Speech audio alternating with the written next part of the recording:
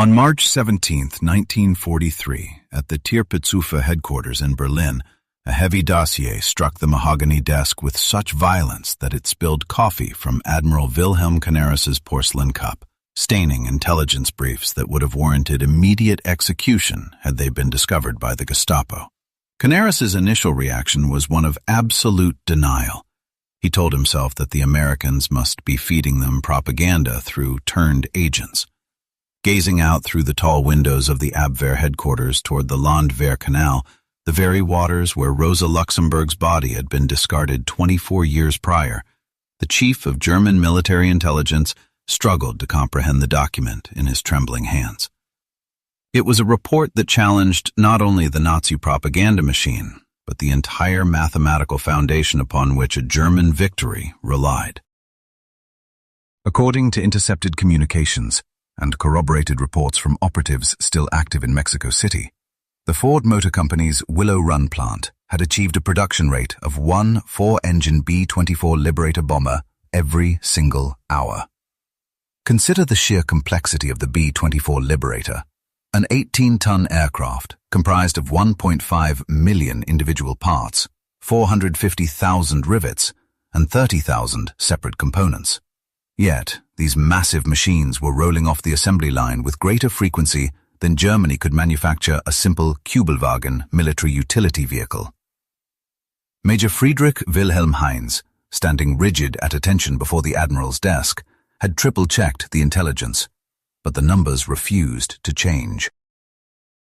What neither officer realized was that this specific moment marked the beginning of the most catastrophic intelligence failure in modern warfare. The systematic inability of the German apparatus to comprehend, credit, or effectively communicate the true scale of American industrial capacity to the Nazi leadership. This fatal miscalculation of mathematical inevitability was destined to doom the Third Reich. The collapse of German intelligence regarding American production had actually begun 2 years earlier, in 1941, when Luftwaffe General Karl Koller presented Hermann Göring with urgent dispatches from General Friedrich von Bettiker, the military attaché in Washington. These reports warned that American aircraft production was already approaching 2,000 planes per month. Göring's response had been to literally laugh in the general's face, declaring that Americans were only capable of building refrigerators and razor blades, not military aircraft. 4 days after Pearl Harbor, at the Wolfschanze in December 1941, Göring had assured Hitler that the United States was bluffing.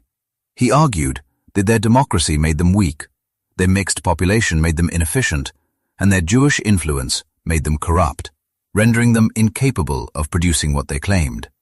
However, by March 1943, the Abwehr's networks across the Americas were flooding Berlin with information that defied every assumption of Nazi racial theory and economic understanding. The intelligence arrived from a diverse array of sources: Mexican industrialists with German sympathies, Spanish diplomats, Swedish businessmen traveling through Detroit, and even intercepted letters from American workers to relatives in neutral countries. The message was singular and impossible to ignore. Ford's Willow Run plant alone was producing more heavy bombers than all of Germany's aircraft factories combined. Oberstleutnant Nicholas Ritter, the head of the Abwehr's Air Intelligence Section, Abteilung Fremde Luftwaffen, had spent 3 weeks meticulously analyzing this data. As a former Lufthansa pilot who had lived in the United States for 10 years before the war, Ritter possessed a grasp of American industrial capacity that most German officers lacked. Ritter's apartment in Manhattan during the 1920s had overlooked the construction of the Chrysler Building, allowing him to watch Americans erect the world's tallest skyscraper in less than 2 years. He reported his bleak conclusion to Canaris. If these numbers were correct, and he was convinced they were, then Germany had already lost the war, and the conflict was now merely a question of mathematics and time. This critical intelligence had traveled through circuitous and perilous routes, starting with Georg Nicholas, who ran the Abwehr's primary network in Mexico City and had cultivated sources among American businessmen moving between Detroit and the Mexican oil fields. These American executives spoke casually of the industrial miracles they had witnessed, unaware that their dinner conversations were being transcribed by German agents. On February 3, 1943, American oil executive Harold Morrison attended a reception at the German-Mexican Commerce Association in Mexico City. After several tequilas, Morrison began describing his recent tour of the Willow Run facility, a visit arranged by Ford to demonstrate their capability to fulfill government contracts to potential investors. He addressed the room, oblivious to the fact that Wolfgang Blau, a German agent posing as an Argentine leather merchant, was memorizing every word. Morrison described a scene that defied description. An assembly line stretching over a mile, housed in a building so vast that clouds formed inside it, occasionally causing it to rain within the factory walls. He spoke of a 42,000-strong workforce, including thousands of women and African-American women, all collaborating to build the most complex machine ever created. Pulling out a pencil to sketch on a napkin, Morrison outlined the bomber's specifications, noting its 2 bomb bays holding 4,000 pounds of ordnance and 4 engines, each producing 1,200 horsepower. He explained how the production flow worked in sections, sub-assemblies, as Ford called them, that converged like rivers flowing into the sea, with wings, fuselages, and tail sections arriving from different directions to meet at precise points along the line. Trying to sound casually interested, Blau had asked if such complexity didn't lead to frequent breakdowns and production delays. Morrison had laughed, noting that Consolidated Aircraft had once mocked Ford with that exact argument, claiming one could not build planes like cars. But Ford had broken the bomber down into 60,000 separate operations, allowing each worker to perform the same task repeatedly. A woman who had been making breakfast for her children just yesterday could be installing hydraulic lines in a tail section today, trained in a matter of days rather than months. Perhaps the most detailed intelligence came through Francisco Franco's Spain, where Colonel José Ungría, the Spanish military attaché in Washington, maintained close relationships with American aircraft manufacturers while secretly providing information to Germany in exchange for tungsten shipments crucial to Spanish industry. In March 1943, a significant intelligence breach occurred during a diplomatic reception at the Argentine embassy, where an agent named Unria facilitated an encounter with Charles Sorensen. As Ford's production chief and the architectural mastermind behind the Willow Run facility, Sorensen operated under the mistaken impression that he was conversing with a representative of a neutral nation interested in post-war aircraft purchases. Consequently, he spoke with unguarded candor about the plant's true capabilities, completely unaware that his detailed technical commentary would be transmitted to Berlin within a fortnight.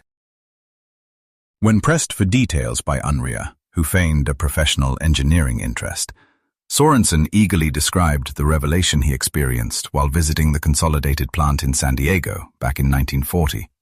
He recounted seeing B-24s being constructed outdoors in the California sunshine, a chaotic and inefficient process where every unit differed from the last and required 180,000 man-hours to complete. Motivated by the certainty that mass production principles could revolutionize this stagnation, he had secluded himself in a hotel room to sketch a new workflow where the aircraft moved past stationary workers, effectively building bombers with the same rhythmic precision used to build automobiles.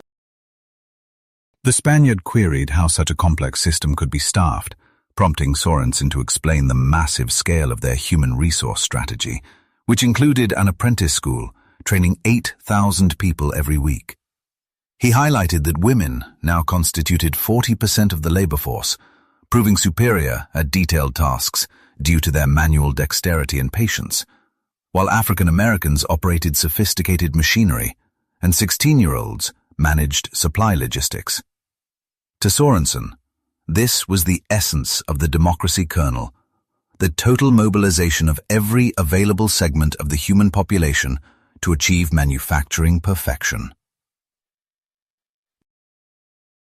German intelligence soon began receiving corroborating reports through diplomatic and espionage channels in Sweden, Argentina, Turkey, and Japan, all confirming the staggering output rates at Willow Run.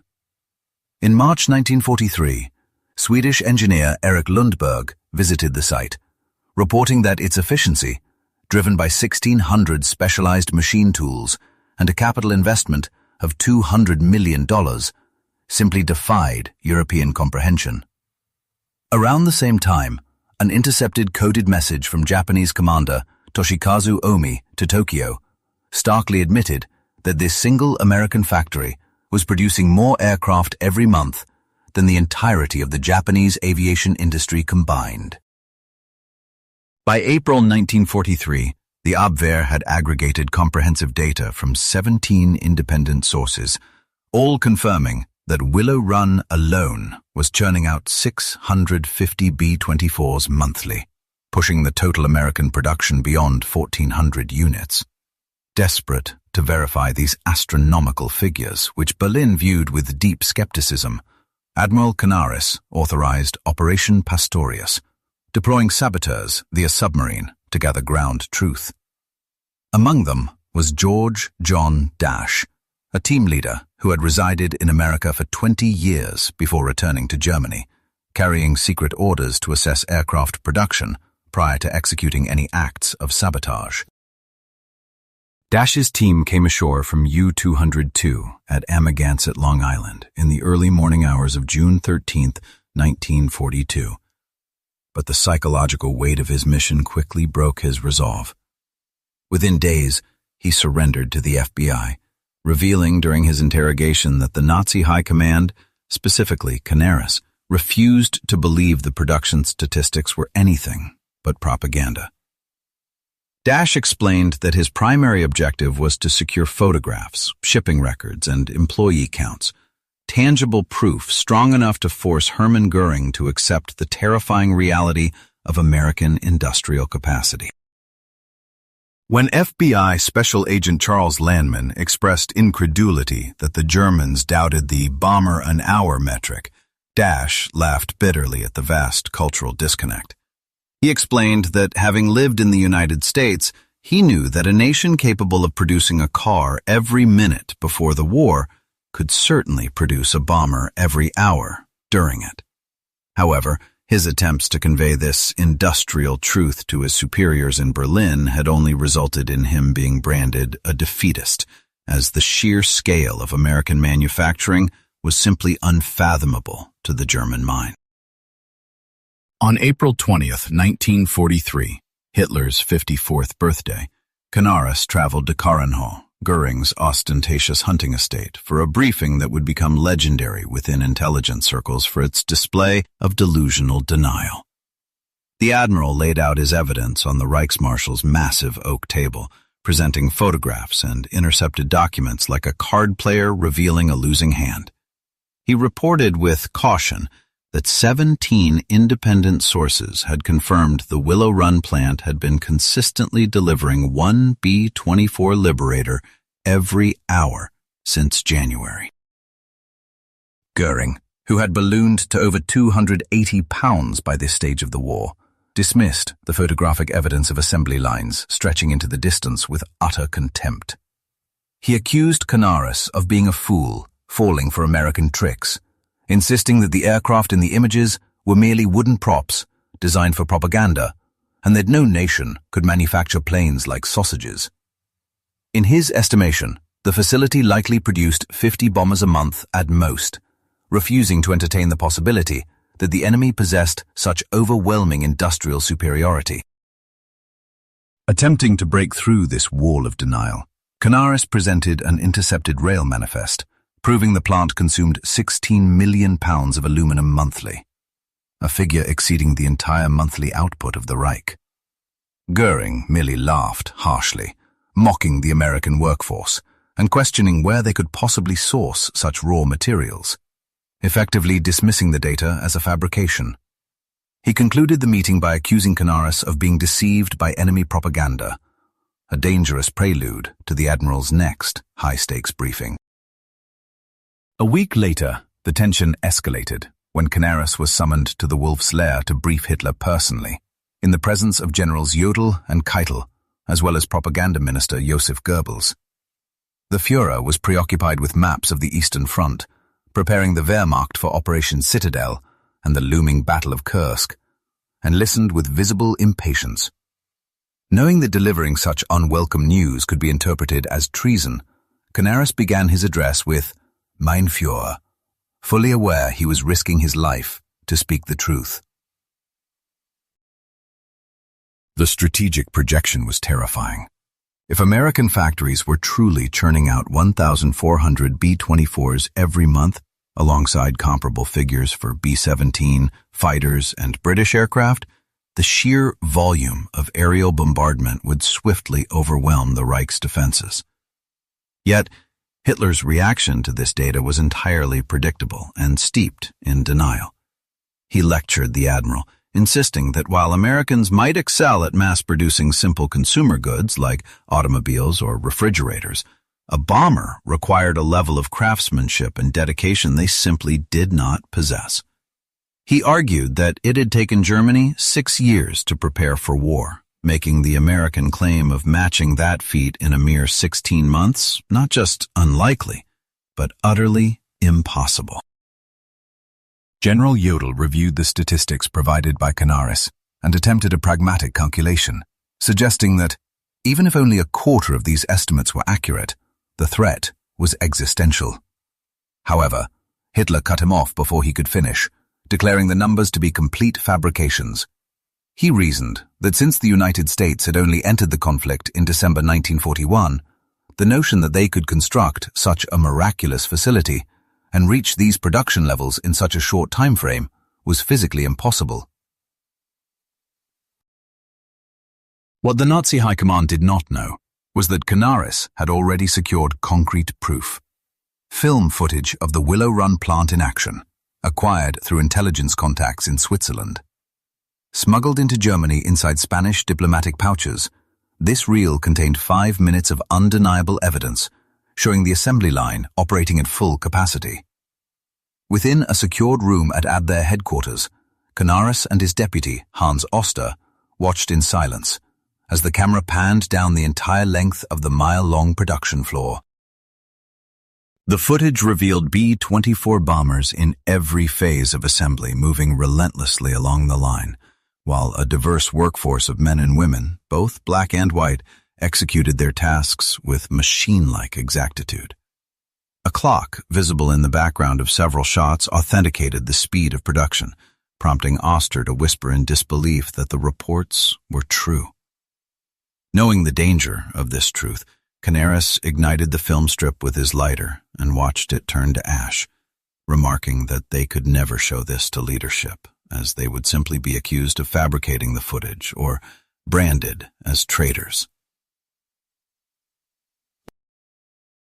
By November 1943, the intelligence picture darkened further when a Spanish diplomat managed to capture aerial photographs of the Willow Run complex. After weeks of scrutiny, photo analysts drew staggering conclusions. Parking lots filled with approximately 12,000 cars suggested the plant was running 3 full shifts, and rail sidings were packed with dozens of freight cars bringing in raw materials.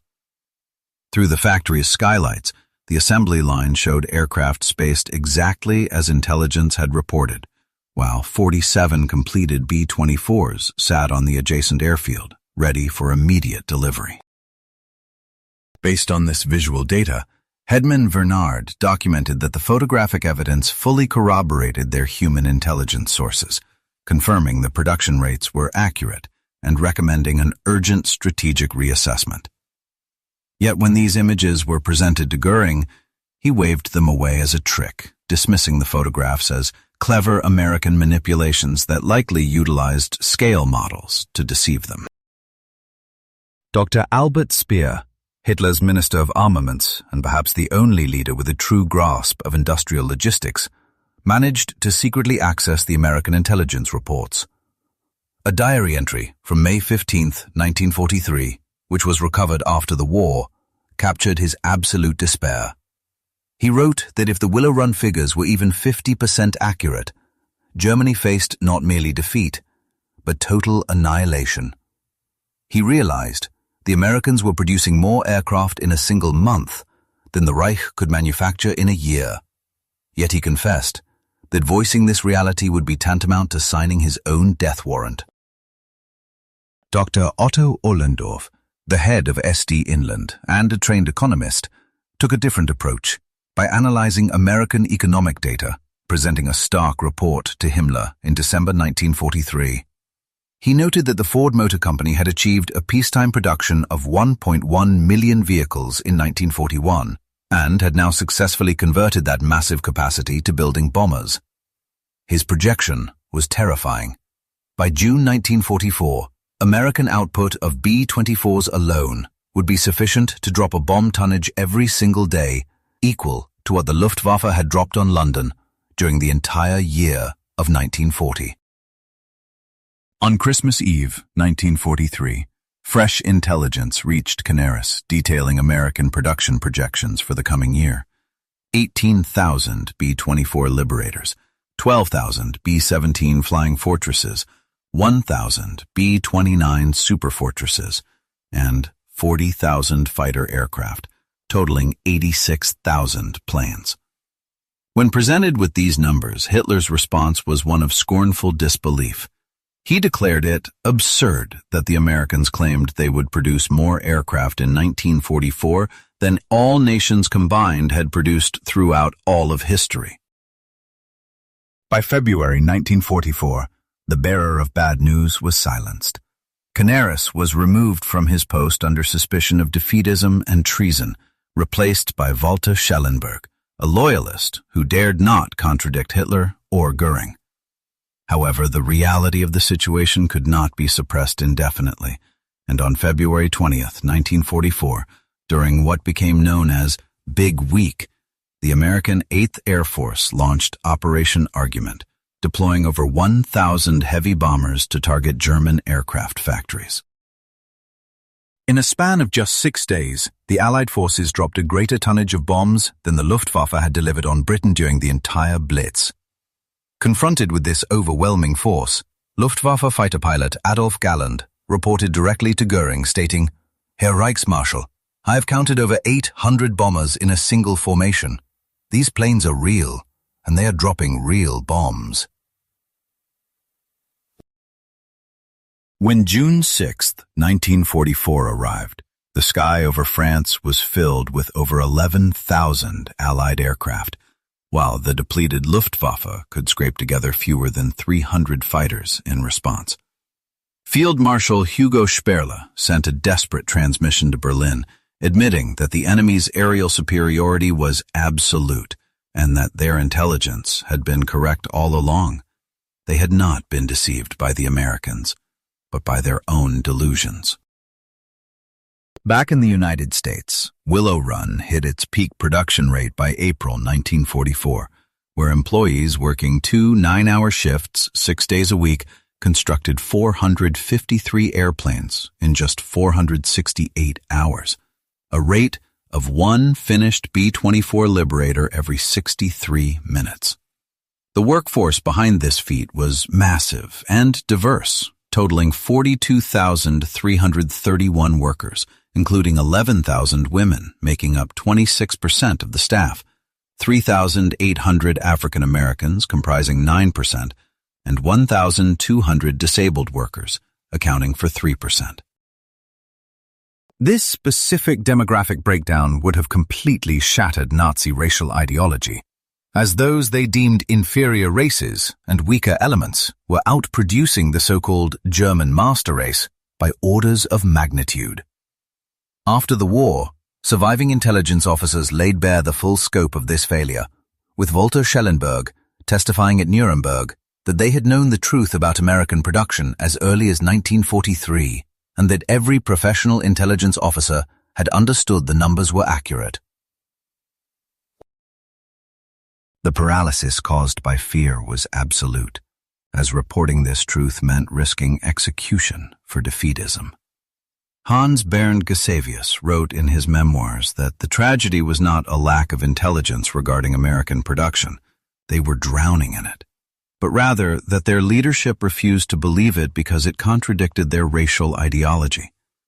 Ultimately, those German intelligence officers who attempted to report the reality paid a heavy price for their honesty. The price of dissent within the Third Reich was often paid in blood, as evidenced by the tragic fates of high-ranking officials who dared to see the truth. Admiral Wilhelm Canaris and Hans Oster met their ends at the Flossenburg concentration camp on April 9, 1945, while Alexis von Röhner was executed in October 1944 for his alleged involvement in the July 20th plot. Only Hans Bernd Gusevius managed to evade this grim destiny, escaping to Switzerland to survive the war.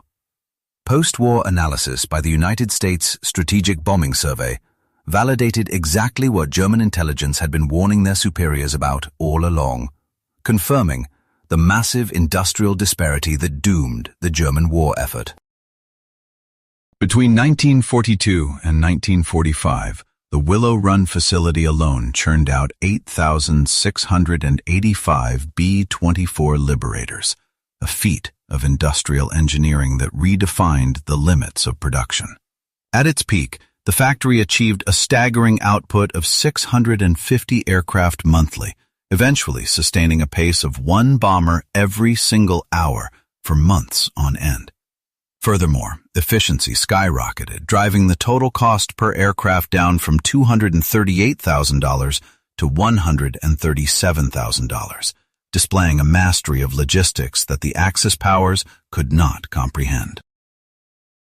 When Albert Speer was interrogated after the conflict, he was pressed on why the German leadership steadfastly refused to credit accurate reports regarding American industrial capacity. His answer revealed a deep psychological defense mechanism. To acknowledge that Ford could manufacture a heavy bomber every hour would have required admitting that their entire ideological worldview was wrong. It meant accepting that democracy possessed hidden strength, that racial mixing fostered resilience rather than weakness, and that women were capable of doing men's work. Essentially, admitting these facts would mean realizing they had launched a war that was impossible to win. In the frightening atmosphere of the dictatorship, no one dared to deliver such demoralizing truths to Hitler. Yet the reality was being forged thousands of miles away by people like Rose Willow Monroe. As the real-life inspiration for Rosie the Riveter, she operated a rivet gun on the B-24 production line, joining an army of thousands of women who had never stepped foot in an industrial facility before Pearl Harbor. In a 1984 interview, Monroe recalled the profound sense of purpose they shared, knowing that they were building something important and that every rivet driven was a direct contribution to ending the global conflict. The dedication of these workers was absolute. They often endured double shifts and slept in the parking lot between shifts, driven by the knowledge that their brothers, husbands, and sweethearts were the ones flying these planes. Conversely, the German failure to accept intelligence about Willow Run had catastrophic consequences, leading to strategic errors such as continuing bomber production until late 1944 instead of prioritizing fighters.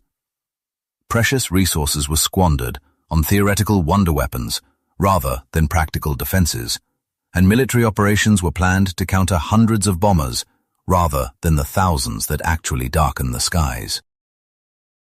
This denial extended to the diplomatic arena, where peace overtures were fatally delayed because the leadership could not comprehend the inevitability of their defeat. It was only when German economists analyzed captured documents that the true disparity became undeniable. The Willow Run plant alone cost $200 million to construct. To put that in perspective, the entire investment in the German aircraft industry from 1933 to 1945 amounted to the equivalent of only $400 million, highlighting a staggering economic gap. The physical scale of American industry was equally overwhelming, with Willow Run boasting 3.5 million square feet of floor space compared to a combined total of 8 million square feet for all German aircraft factories. The plant's electrical consumption was colossal, using 2.5 million kilowatts monthly. Essentially, the Americans had constructed a single manufacturing facility that consumed more raw resources and energy than entire German cities, a fact that illustrated the hopeless nature of the German position. When the final accounting was rendered at the war's end, the full scale of production was revealed in stark numbers. Of the 18,188 B-24s produced, Willow Run alone was responsible for 8,685, in addition to the 12,731 B-17s built elsewhere. While the records state that total American aircraft production from 1940 to 1945 was 33,717 against Germany's 94,700, the strategic reality was that the United States effectively projected 3.2 times more air power while simultaneously fighting a war across 2 oceans. Historians now regard the German intelligence failure regarding American production as one of the most consequential in military history. Crucially, this was not a failure of collection, as German agents had successfully gathered accurate and detailed intelligence regarding their enemy's capabilities. Instead, it was a catastrophic failure of acceptance, where the political leadership simply refused to believe intelligence reports that contradicted their established ideological worldview. Dr. Gerhard Weinberg concluded that German intelligence had accurately assessed American production capacity as early as the beginning of 1943. Had this information been accepted and acted upon, the nation might have sought a peace settlement 2 years earlier, potentially saving millions of lives. This historical tragedy offers profound lessons on cognitive bias and ideological blindness, demonstrating how political dogma can override mathematical reality and how systemic failures punish the messenger of unwelcome truths. A poignant epilogue occurred at the 1985 dedication of the Yankee Air Museum at Willow Run, where Rose Willow Monroe met the former Luftwaffe pilot Hans Rudel. When Rudel asked how they had managed to build so many aircraft so fast, Monroe's answer was disarmingly simple. "Honey, we just went to work every day and did our job." She explained that it was nothing fancy, just punching in and building bombers, and that democracy isn't complicated. It is just free people doing their best. Rudel's response to her explanation was heavy with the weight of history and regret. He admitted that his people were told that democracy made you weak and that your diversity made you inefficient. He acknowledged that they had been fed lies, and ultimately those deceptions were responsible for the deaths of millions. In the ruins of Berlin in May 1945, American intelligence officers unearthed a final German intelligence report on Willow Run, dated April 20th, 1945, Hitler's last birthday. The document confirmed the Willow Run production figures, noting tragically that the intelligence service had reported this truth 2 years prior, but had been ignored. It concluded that Germany was dying not from a lack of intelligence, but from a lack of the wisdom required to believe intelligence that contradicts what we wish to be true. The text served as a warning to future generations that reality does not bend to ideology, and mathematics does not yield to mythology. Truth, when ignored, inevitably becomes tragedy. This final report was never delivered, as Hitler was already secluded in his bunker by that time. The so-called 1,000-year Reich had only days left to live, and the thousands of American bombers overhead, many built at Willow Run, were delivering the final argument that German intelligence had tried to make 2 years earlier. The verdict of history is clear.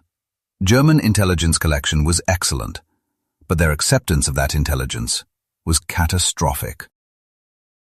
In that failure to believe uncomfortable truths lies a warning for all nations. Reality does not care what you believe. Those who deny reality in favor of ideology will ultimately be destroyed by it. Willow Run built more than just bombers. It constructed undeniable proof that democracy works, that diversity strengthens, and that freedom produces, a reality that German spies counted, but their leaders refused to see, leading to the destruction of the Third Reich as surely as any bomb.